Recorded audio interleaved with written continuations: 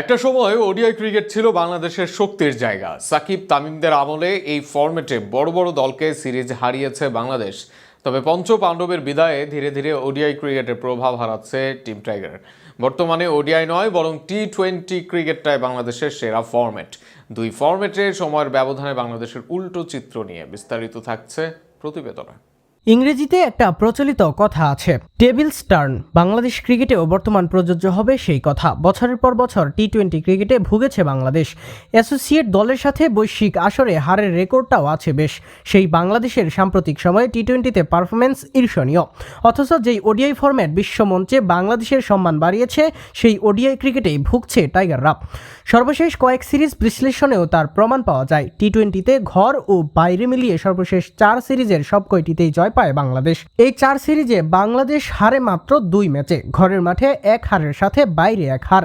এর বাইরে এশিয়া কাপে 6 ম্যাচ খেলে 3 জয় ও 3 হার বাংলাদেশের।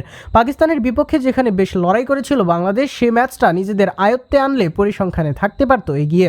টি-20 ক্রিকেটে হয়তো নিয়মিত 200 বা এরকম বড় রান করছে না বাংলাদেশ, কিন্তু কাজের কাজটা ঠিকই করতে পারছে টিম বাংলাদেশ। তবে বিপরীত চিত্র ওডিআই ক্রিকেটে। 2023 বিশ্বকাপের পর বাংলাদেশ ওডিআই সিরিজ জয় পেয়েছে মাত্র একবার, সেটিও 2024-এর শুরুতে লঙ্কানদের সাথে ঘরের মাঠে বাংলাদেশ সিরিজ জয় করে 2-1 ব্যবধানে। এরপর ওয়েন্ডিজে গিয়ে তাদের কাছে হোয়াইট ওয়াশ হয়েছে বাংলাদেশ। অ্যাওয়ে সিরিজ হেরেছে আফগানিস্তানের সাথে 2-1 ব্যবধানে। এরপর চ্যাম্পিয়ন্স ট্রফিতে টানা 3 হার বাংলাদেশের। সর্বশেষ লঙ্কানদের বিপক্ষে অ্যাওয়ে সিরিজে হার, আফগানদের বিপক্ষে সিরিজের শুরুটাও হলো হার দিয়ে। অর্থাৎ সর্বশেষ 4টি সিরিজের সবগুলোতে হার বাংলাদেশের।